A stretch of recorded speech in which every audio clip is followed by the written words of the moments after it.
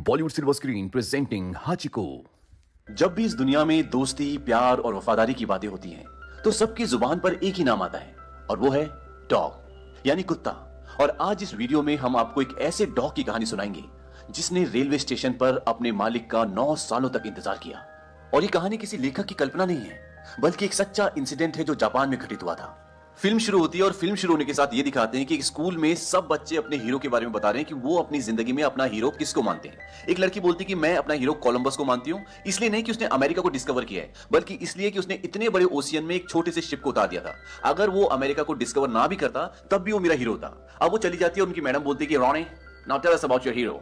मतलब वो बोलती है कि रॉनी अपने हीरो के बारे में बताओ। अब रॉनी आता है और ब्लैक बोर्ड पे लिखता है कि माय हीरो इज हाचिको। सब बच्चे देखते कि क्या लिख रहा है, हु इज हाचिको। तभी वो बोलता है कि माय ग्रैंडफादर विल्सन्स डॉग, यानी कि मेरे ग्रैंडफादर का कुत्ता। रॉनी कहता है कि वो एक मिस्टीरियस डॉग था और किसी को नहीं पता था कि वो आया कहां से था। और इसके बाद पूरी कहानी फ्लैशबैक में चली जाती है, यानी रॉनी अपनी टीचर और अपने सभी स्टूडेंट्स दोस्तों को वो कहानी सुनाता है। अब ये दिखाते हैं कि कोई एक छोटे से प्यारे से पप्पी को पार्सल करता है और पार्सल के दौरान जब उसको उसके एड्रेस पे ले जा रहे होते हैं तो उसका केज गिर जाता है जिसके अंदर वो होता है, और वो उस केज से बाहर निकलकर रेलवे स्टेशन में भटकना शुरू कर देता है। तभी दिखाते हैं कि वहां पर एक आदमी आता है जिसका नाम है विल्सन। वो बोलता है, hey puppy are you lost, come here. वो उससे पूछता है तुम खो गए हो, मेरे पास आओ, और वो उसे अपनी गोद में उठा लेता है। अब वो चारों तरफ देखना शुरू करता है कि कोई तो इस पपी को रिकॉग्नाइज करे, लेकिन वहां पर कोई भी ऐसा नहीं होता जो उसके पास आकर ये बोले कि ये मेरा पपी है। अब विल्सन उसे स्टेशन मास्टर के पास ले जाता है, बोलता है कि ये पपी मुझे यहाँ पे मिला है, शायद खो गया है, इसे जरूर कोई लेने आएगा, तुम इसे रख लो, जब कोई आए तो उसे दे देना। वो कहता है कि प्रोफेसर मैं इसे यहाँ नहीं रख सकता। दरअसल विल्सन प्रोफेसर होते हैं जो म्यूजिक पढ़ाते हैं और स्टेशन मास्टर उन्हें इसलिए जानता है क्योंकि वो हर रोज इसी स्टेशन से अपने कॉलेज जाते हैं। अब प्रोफेसर उसे घर ले जाते हैं और घर ले जाने के बाद एक रूम में छुपा देते हैं क्योंकि उनकी वाइफ डॉग्स को पसंद नहीं करती और वो नहीं चाहती कि उनके घर में कोई भी डॉग आए। लेकिन उनकी वाइफ उस पपी को देख लेती है, वो बोलती है कि ये कहां से आया। वो बोलते हैं कि मुझे ये स्टेशन पे मिला था और सुबह मैं इसे वापस छोड़ दूंगा। वो कहती है ठीक है, लेकिन सुबह इसे वापस छोड़ देना। अब सुबह प्रोफेसर उस पपी को अपने साथ ले जाते हैं। हालांकि प्रोफेसर और उनकी बेटी उसे रखना चाहते हैं, लेकिन उनकी वाइफ उसे नहीं रखना चाहती। अब उसे अपने साथ ले जाते हैं एक एनिमल पाउंड में। पाउंड वो जगह होती है जहां पर आवारा कुत्तों को या जंगली बिल्लियों को बंद किया जाता है। प्रोफेसर वहां जाकर बोलता है कि ये मुझे कल स्टेशन में मिला था और तुम इसे कुछ दिन के लिए अपने पास रख लो, बोर्ड कर लो, और जब भी कोई इसका ऑनर मिलेगा तो मैं आके से ले जाऊंगा। वो कहता है this isn't a boarding service, it's a pound. मतलब कहता है कि ये बोर्डिंग सर्विस नहीं है। बोर्डिंग सर्विस वो जगह होती है जहां पर आप पैसे देकर अपना कुत्ता छोड़ देते हो। वो कहता है कि पाउंड है। प्रोफेसर बोलता है कि मुझे मिला था, मैं इसका क्या करूं। वो बोलता है कि मुझे देखने दो, और जब वो उसे देखता है बोलता है कि ये क्यूट है तो इसे कोई भी अडॉप्ट कर लेगा, लेकिन इसमें 2 हफ्ते लगेंगे क्योंकि हमारे पास पहले ही बहुत काम है। अब प्रोफेसर अपने एक फ्रेंड के पास भी जाते हैं जो कि एनिमल लवर होती है, लेकिन वो भी उसे नहीं रखती क्योंकि उसके पास पहले से एक बिल्ली होती है। प्रोफेसर इसके बाद कई लोगों से पूछते लेकिन कोई भी उस पपी को नहीं रखता। अब प्रोफेसर उसी स्टेशन पे आते हैं जहां पर कल रात को उन्हें पपी मिला था, क्योंकि यहीं से प्रोफेसर रोज अपने कॉलेज जाते हैं और वो उसी स्टेशन मास्टर से पूछते हैं जिससे कल रात को उन्होंने बात की थी कि क्या किसी ने इस पपी के बारे में पूछा। वो कहता है किसी ने नहीं पूछा। अब प्रोफेसर को मजबूरन उसे अपने साथ ट्रेन में कॉलेज ले जाना पड़ता है। हालांकि ट्रेन में पेट्स अलाउ नहीं होते, लेकिन स्टेशन में उन्हें सभी जानते हैं, इसलिए उसे जाने देते हैं। और वैसे भी वो डॉग जो पपी होता है वो एक बैग में होता है तो किसी को दिख नहीं रहा होता। कॉलेज खत्म होने के बाद प्रोफेसर अपने एक दोस्त के पास जाते हैं जो जापानीज होता है, और वो उसके पास इसलिए जाते हैं क्योंकि जो पपी के साथ केज मिला होता है उसमें एक चिट लगी होती है जिसमें जापानीज में कुछ लिखा होता है। वो उसे पूछते हैं कि इसमें क्या लिखा है। वो बोलता है कि इसमें जापान के एक शहर का नाम लिखा है और कुछ भी नहीं लिखा। दरअसल वो चिट फट गई होती है। अब उनका फ्रेंड देखता है कि उसके गले में जो पट्टा होता है उसमें एक बिल्ला होता है और वो उसमें पड़ता है हाची। प्रोफेसर बोलता है क्या। वो कहता है इसमें नंबर 8 लिखा है और नंबर 8 को जापान में हाची बोलते हैं। उनका दोस्त उन्हें बोलता है कि ये कोई नॉर्मल पपी नहीं है बल्कि एक खास ब्रीड है जिसे अकीता कहते हैं। प्रोफेसर बोलता है तुम इसे रख लो। वो कहता है कि ये पहले ही अपने मालिक को चुन चुका है। अब उसे कोई भी नहीं लेता तो मजबूरन प्रोफेसर को उसे अपने घर लाना पड़ता है। वो अपनी वाइफ को बोलते हैं कि मैंने इसके ऑनर का पता करने की बहुत कोशिश की लेकिन कुछ भी पता नहीं चला, और मैंने लोगों को इसे अडॉप्ट करने के लिए भी बोला लेकिन कोई भी तैयार नहीं है, पर मैंने 10 जगह पर्चे चिपका दिए तो हो सकता है कि हाची के ऑनर का पता चल जाए। वो कहती है तुमने इसका दाम भी रख दिया।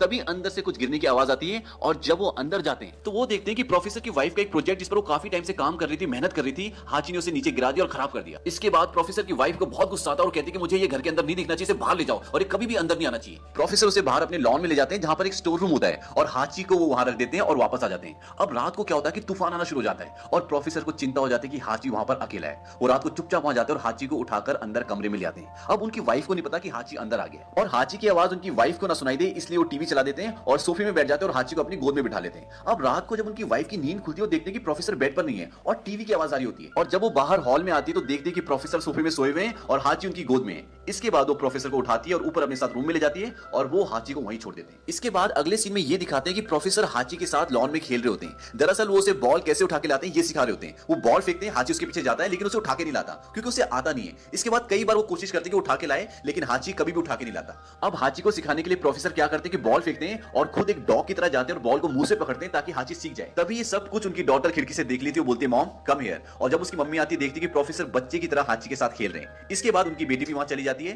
तभी एक कॉल आता है, वो बोलते हैं कि हम इस पपी को अडॉप्ट करना चाहते हैं। ये सुन के प्रोफेसर की बीवी खुश हो जाती है। अब वो बोलते हैं कि आप मुझे अपना नंबर दे दो, मेरे हस्बैंड आपसे बात करेंगे। और वो नंबर लिखने के लिए पेन ढूंढ रही होती है, तभी उसकी नजर खिड़की से बाहर जाती है और वो देखती है कि प्रोफेसर और उसकी डॉटर हाची के साथ खूब खेल रहे होते हैं। और ये देखने के बाद वो फोन पे बोलती है hello the dogs already been taken, यानी कि कुत्ते को पहले किसने ले लिया है। अब इसके बाद ये दिखाते हैं कि हाची बड़ा हो गया है और बड़ा होने के साथ साथ प्रोफेसर और उसके बीच में प्यार बहुत ज्यादा बढ़ गया है। वो सुबह से खेलना शुरू कर देते हैं और हमेशा एक दूसरे के साथ रहते हैं। अब हमेशा की तरह एक दिन प्रोफेसर अपने कॉलेज जाते हैं, लेकिन उस दिन हाची क्या करता है, उनके जाने के बाद जमीन में गड्ढा करके नीचे से निकल जाता है और उनके पीछे पीछे स्टेशन पर पहुंच जाता है। प्रोफेसर ट्रेन में बैठे होते तभी वो देखते हैं कि स्टेशन पे हाची खड़ा है। वो जल्दी से ट्रेन से उतरते हैं, हाची को बोलते हैं कि तू घर जा, मुझे कॉलेज जाना है। लेकिन हाची घर नहीं जाता और उस दिन मजबूरन प्रोफेसर को घर वापस आना पड़ता है।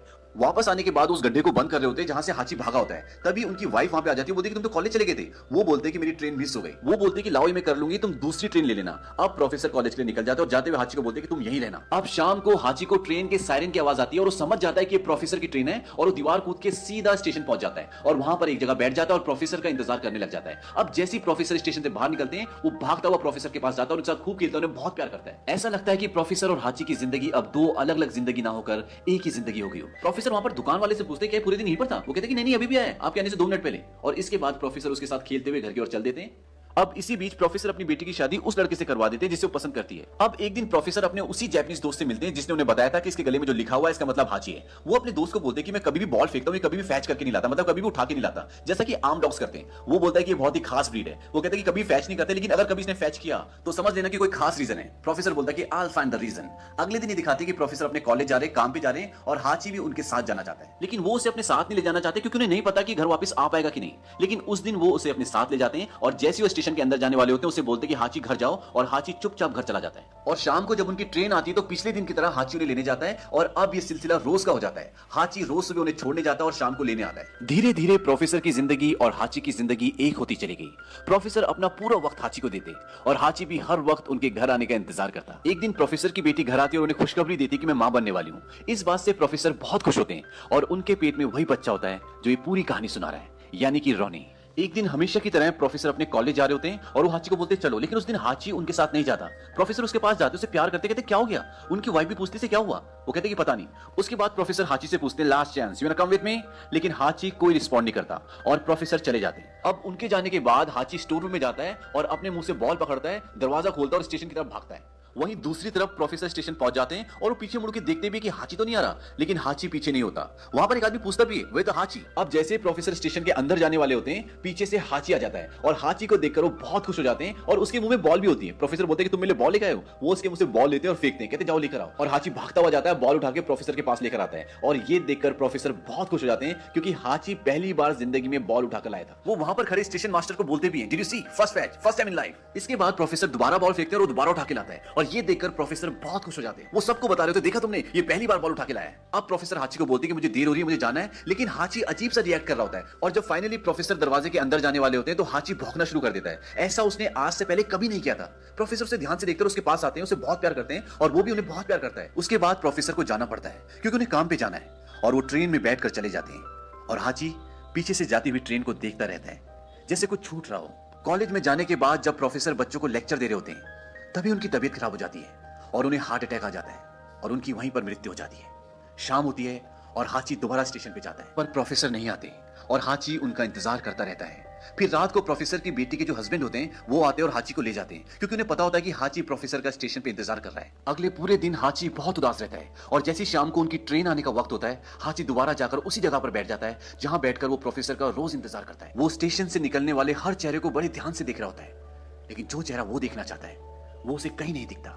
रात हो जाती है और बर्फ पड़ना शुरू हो जाती है, लेकिन हाची वहीं बैठकर प्रोफेसर का इंतजार कर रहा होता है। तब स्टेशन मास्टर उसके पास आता है। वो बोलता है कि तुम्हें अब प्रोफेसर का इंतजार करने की जरूरत नहीं है, अब वो कभी नहीं आएंगे। इसके बाद दिखाते हैं कि वो हाची को घर ले आते हैं और अब प्रोफेसर की बेटी हाची को अपने साथ अपने घर ले जा रही है क्योंकि अब उन्हें वो घर खाली करना है और वहां कोई नहीं रहने वाला। प्रोफेसर की बेटी के घर आने के बाद हाची बहुत उदास रहता है क्योंकि उसने प्रोफेसर को कई दिनों से नहीं देखा और एक दिन उसे मौका मिलता है और वहां से भाग जाता है और वहां से भागने के बाद वो सीधा स्टेशन जाता है और प्रोफेसर का इंतजार करता रहता है। लेकिन उस शाम को भी प्रोफेसर लौट कर नहीं आती और अगली सुबह हाची को प्रोफेसर के घर जाता है और वहां जाकर वो देखता है कि वहां पर अब कोई और ही रह रहा होता है और हाची फिर दोबारा स्टेशन लौट कर आ जाता है और उसी जगह पर बैठ जाता है जहां पर बैठ के वो रोज प्रोफेसर का इंतजार करता है। इसके बाद ये दिखाते हैं कि प्रोफेसर की बेटी आती है और हाची को अपने साथ दोबारा अपने घर ले जाती है। अगली शाम को जैसी ट्रेन की सायरन की आवाज आती है, हाची दोबारा से रेस्टलेस हो जाता है और वो गेट की तरफ भागता है और इस बार प्रोफेसर की बेटी खुद दरवाजा खोल देती है क्योंकि उसे पता है कि हाची अब नहीं रुकेगा।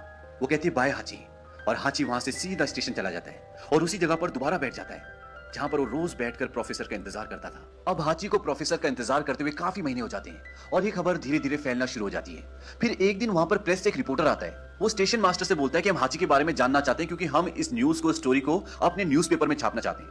वो उनसे पूछता है कि हाची रहता कहाँ है। वो कहते हैं कि हमें नहीं पता, हाची जाता है आता है, इसके जो मन में आता है वो करता है। इसके बाद वो हाची का एक पिक्चर लेता है और उसकी न्यूज अपने न्यूज़पेपर में फ्लैश कर देता है। अब इस न्यूज के बाद लोग हाची के लिए पैसे भी भेजना शुरू कर देते हैं ताकि उसे खाने की कोई तकलीफ ना हो। अब बहुत सालों बाद प्रोफेसर की वाइफ वापस आती है जो कि यहाँ से शिफ्ट हो गई है और यहाँ पर वो इसलिए आती है क्योंकि उसे ग्रेवयार्ड जाना है प्रोफेसर की कब्र पर और वहां पर उसका एक दोस्त भी आता है जो कि प्रोफेसर का और उसकी वाइफ का एक कॉमन फ्रेंड होता है। प्रोफेसर की वाइफ बोलती है कि 10 साल हो गए और पता भी नहीं चला। इसके बाद जब वो घर वापस जाने के लिए स्टेशन पर जाती है तो वहां देखते कि हाची बैठा होता है। वो हाची के पास जाती कहती तुम आज तक इंतजार कर रहे हो और वो उसके गले लगकर बहुत रोती है। ये एक बहुत ही इमोशनल सीन है और हाची उसी स्टेशन पर प्रोफेसर का इंतजार करते करते एक दिन दम तोड़ देता है। इसके बाद रॉनी की आवाज आती है जो अपने क्लासमेट्स को कहानी सुना रहा होता है। वो बोलता है कि मैं अपने ग्रैंडफादर से कभी नहीं मिला लेकिन जब भी मैं हाची और उनके बारे में सुनता हूँ तो मुझे लगता है कि मैं उन्हें जानता हूँ। उन्होंने मुझे लॉयल्टी का मतलब सिखाया और ये भी सिखाया कि जिसे हम प्यार करते हैं उसे हमें कभी नहीं भूलना चाहिए और इसीलिए हाची हमेशा मेरा हीरो रहेगा। इसके बाद सब बच्चे तालियां बजाते हैं।